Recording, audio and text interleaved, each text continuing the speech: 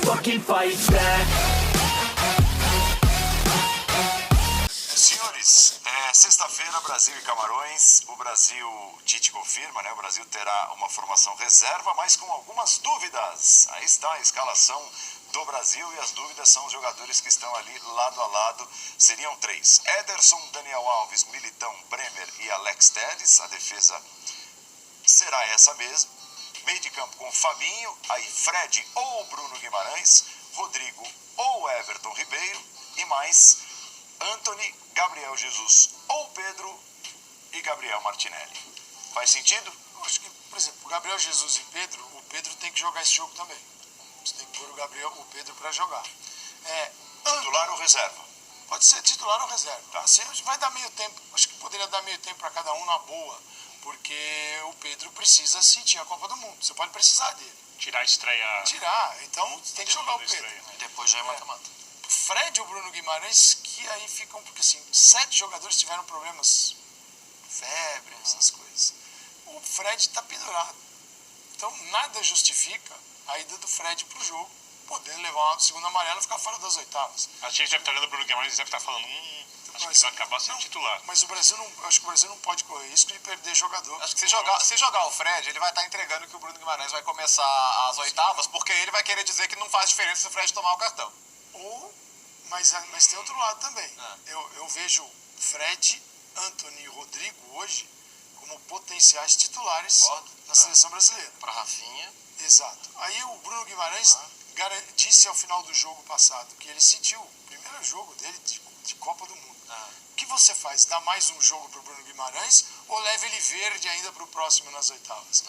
Preciso de um pouco de jogo para ele.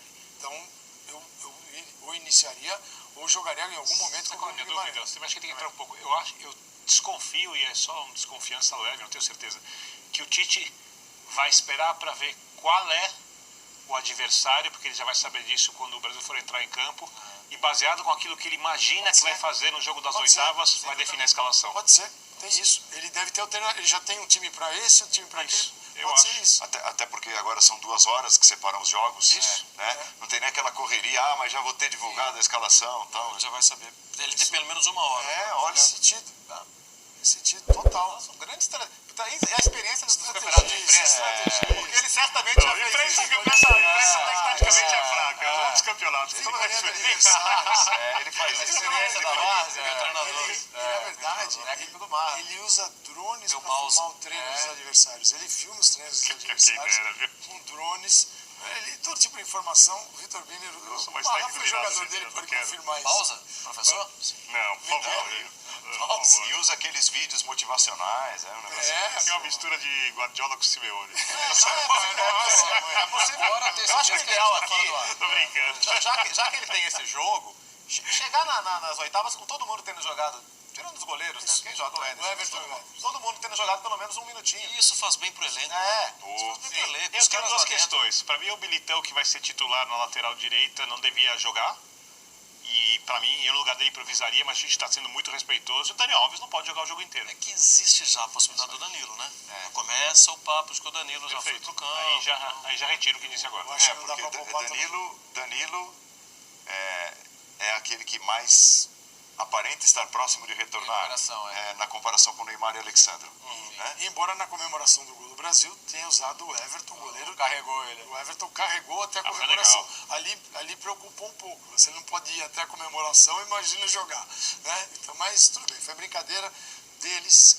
Eu gosto desse time. Eu acho que com o ali, ou esse ou aquele, eu acho que Gabriel joga e joga acho que é uma bem. coisa inédita. Você divulgar o time com as dúvidas. Isso é a primeira vez. Ótimo. Não, eu acho que assim, o Tite está fugindo de várias de suas características. Sim. Porque isso, termina a Copa de 2018 e ele diz, eu aprendi bastante coisa e entre essas coisas que eu tenho de tomar decisões mais rapidamente. Ou seja, não pensar 2 vezes antes de mexer e por aí vai.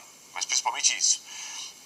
Agora, ele mexe no intervalo, é uma coisa que ele fez muito pouco na carreira. Que o time que está começando pode não ser o que vai terminar. Exatamente. E contra a Bélgica em 2018, ele deu de 1-11 e a Bélgica se preparou, né, para o Brasil que ia enfrentar. Em cima da escalação. Em cima da escalação.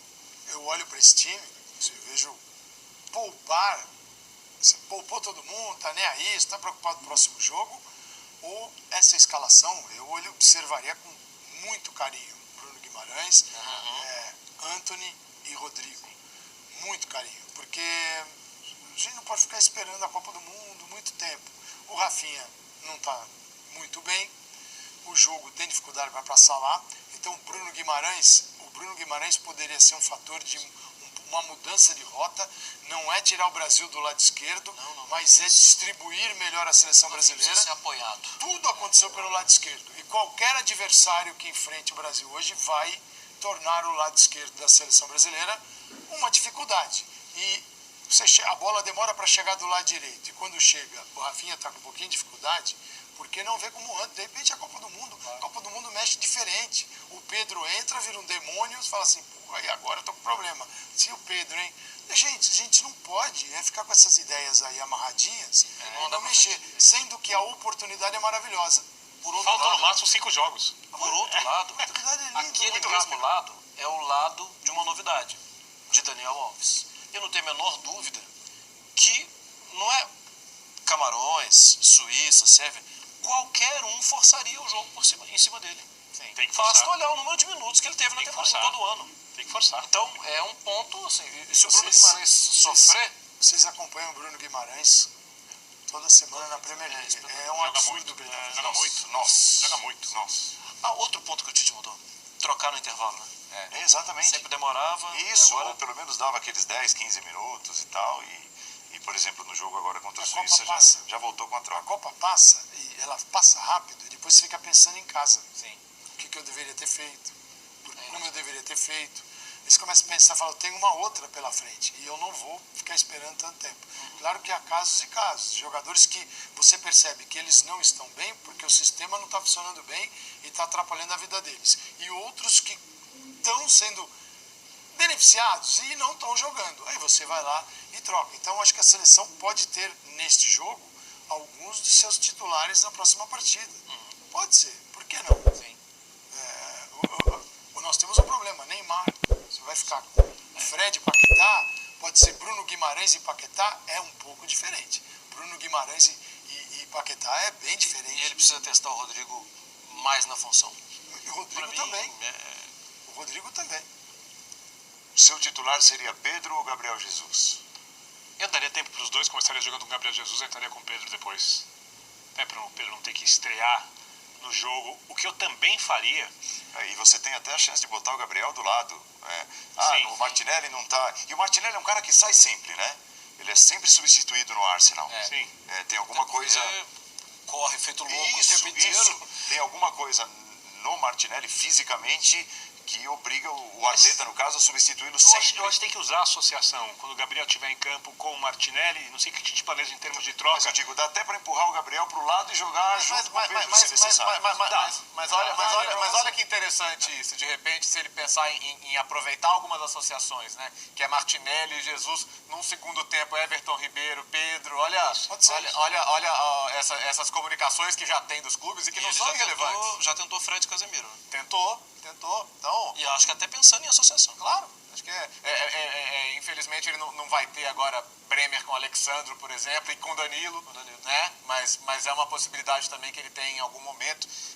O Mar estava comigo às vezes que a gente teve com o Tite, né? E ele está encantado com o Bremer. Encantado. É um jogador que realmente não estava no radar deste ciclo. E de repente, pelo tamanho que ele alcançou na Itália e nos Jogos de Setembro, os caras ficaram encantados com ele e resolveram levar para a Copa do Mundo. Chegou a falar que a zaga estava prejudicando o Bremer, que ele estava voando. E eu tenho uma outra curiosidade também, quando o Pedro estiver em campo principalmente.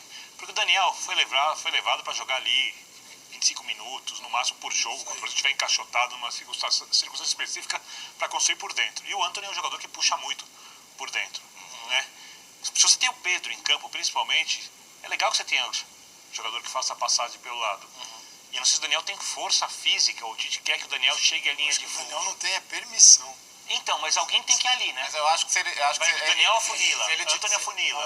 Laterais da volantes seleção por dentro, não fazem isso. Por dentro. Não fazem, mas alguém tem que fazer. Ali é ponta. Pode entrar Por isso, para ver a o Bruno movimentação. Guimarães, se estiver ali nesse corredor, ele entra. Ele entra entre lateral e zagueiro. Aí há entendimento.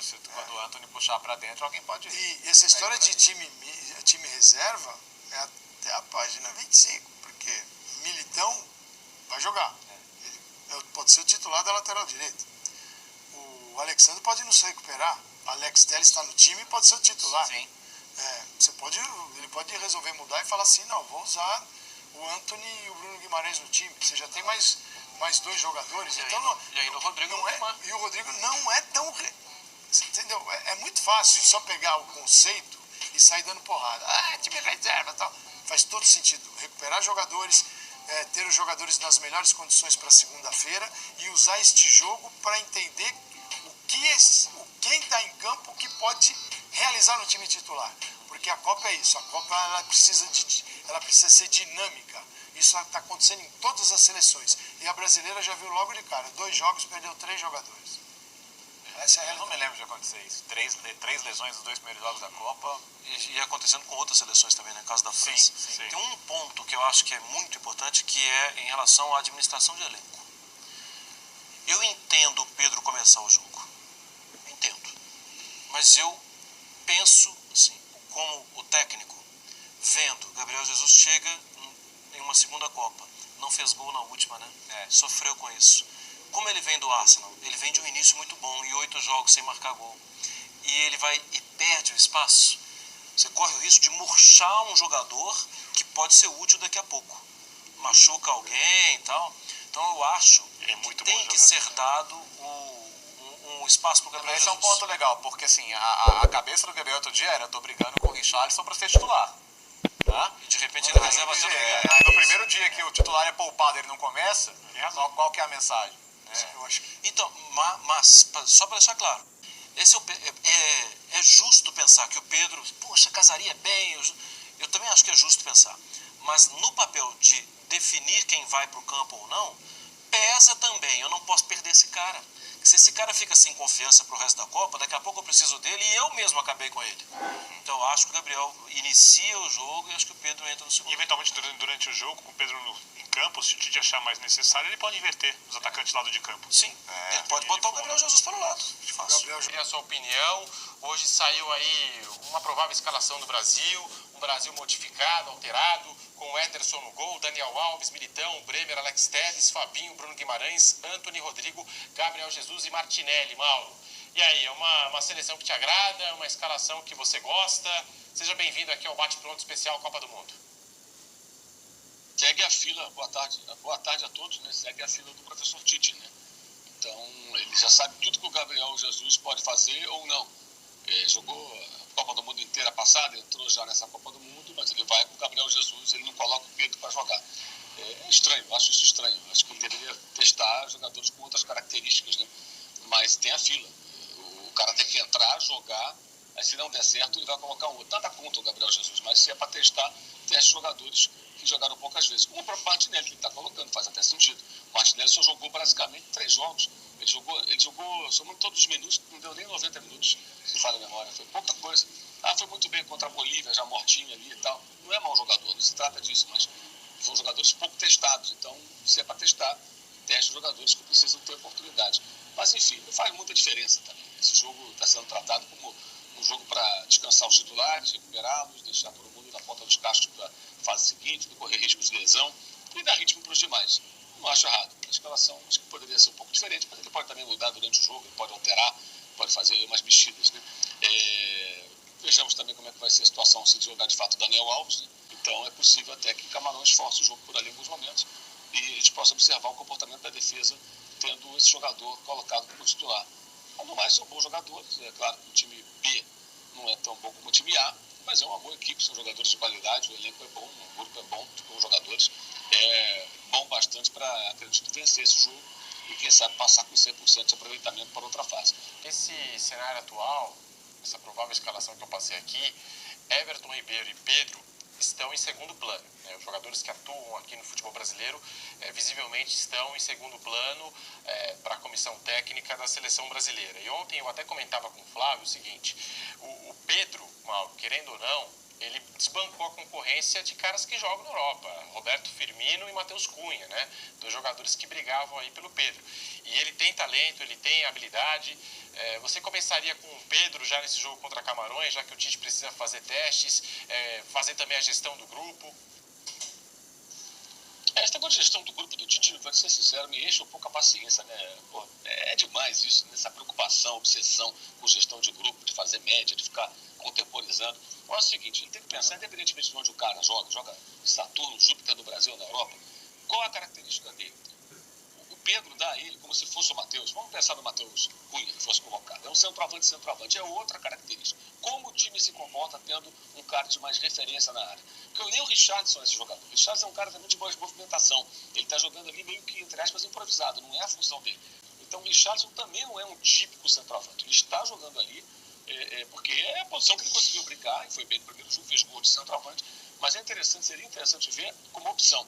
O Füllkrug da Alemanha, foi convocado em cima da hora, é um centroavante típico, um jogador tecnicamente com limitações, fez um gol que salvou a Alemanha de uma derrota para a Espanha, entrou no final, foi um jogador convocado à última hora, estava na segunda divisão do futebol alemão na temporada passada com o Werder Bremen. E por que o Vansico colocou? Outra característica, ou seja, um cara de presença física na área. Eu acho que seria interessante ver como o time se comporta tendo essa referência na área. O Gabriel Jesus não é essa referência, nada contra o Gabriel Jesus, mas sabemos o que ele pode oferecer e de que maneira ele pode colaborar com a seleção brasileira, até pela experiência de uma outra Copa do Mundo. O Pedro é diferente, né? Outro perfil. E eu diria a mesma coisa fosse o Matheus Cunha ou se fosse um outro centroavante qualquer. Se o Serginho Chulapa voltasse a jogar hoje, se fosse o Serginho Chulapa o centroavante do Brasil. É isso que eu quero dizer. Então acho que seria interessante ver o comportamento do time atuando com o centroavante que é centroavante mesmo. Que pode, em alguns momentos, ser importante em determinadas situações. Que você precisa, às vezes, de um cara mais físico dentro da área, aprender os zagueiros para servir de referência e tudo mais. E o Pedro, ele é artilheiro da Libertadores, não é pouca coisa, né? O cara fez gol na Libertadores, foi goleador da competição. E acho que isso também não pode ser ignorado. Dizer, o cara que tem o seu valor. É um bom jogador, não é um jogador desprezível pelo fato de jogar aqui ou jogar ali. Né? E outra coisa, né? A gente falou sobre isso ontem. O Pedro não vai jogar na Europa, inclusive porque ele joga num clube que não precisa vender jogador para a Europa. Não precisa vender o almoço e pagar a janta. O Flamengo não precisa disso. Então, se isso aparecer amanhã uma proposta, por exemplo, o Luiz Henrique do Fluminense joga na Europa. Foi pedido por 9 milhões de euros. O Flamengo não vai vender o Pedro por 9 milhões de euros, porque não precisa de 9 milhões de euros. Pagou 14 por ele, pagou agora 13 e pouco, 14 pelo Cebolinha. Então essa é a condição. Ele joga no Brasil, mas ele joga num clube que pode competir com clubes pequenos e médios do futebol da Europa em termos financeiros, em termos de salário, em termos daquilo que paga por multa rescisória. Ele não joga no Brasil porque ele não tem nenhuma oportunidade. O Palmeiras pode se inserir também nesse contexto em algumas circunstâncias que podem resistir a uma série de times de fora e não vender o jogador. Então o cara às vezes está jogando no Brasil, não é porque o cara não tem mercado, também porque não vai vender, porque o clube não quer vender, não tem interesse, não precisa vender. Então existe esse outro aspecto também. Agora, eu acho que seria interessante vê-lo, mas pode ser que ele faça durante o jogo também, não é também nenhuma sangria desatada isso, ele pode fazer experiência durante a partida contra o Camarões. Eu acho que ele deve fazer, eu acho que o Everton Ribeiro pode dar opção para ele de um meia mais de criação, de passe, de assistência, jogando centralizado ou até pela ponta direita ali, onde ele se sai muito bem. Eu acho que ele precisa ver opções que ele possa ter para diferentes cenários do jogo. O exemplo da Alemanha acho que é perfeito, a Alemanha perdia o jogo, não estava jogando mal, um jogo muito bom contra a Espanha, estava jogando com o Thomas Müller de centroavante naquela partida. Aí, quando ele faz as mudanças e coloca um centroavante típico. E esse cara entra e faz o gol. Um gol típico de centroavante, aproveitando uma sobra dentro da área. E livra o time de uma derrota e consegue um empate ali importante. Ele vai ser titular? Não vai ser titular. Mas o técnico alemão já sabe do seguinte: eu posso contar com esse cara em determinadas situações de jogo. Ele me entrega isso aqui. Ah, mas eu sei do clube. Na seleção, na Copa é diferente. É legal ver em ação a personalidade do jogador, como ele se sai. Então, acho que esse jogo é muito bom para isso. Espero que ele faça testes não só com essa escalação inicial, mas também com outros atletas. Isso pode colocar mais jogadores nessa conversa, que possam entrar e possam mostrar do que eles seriam capazes em determinadas situações de jogo nas quais o técnico precisa deles.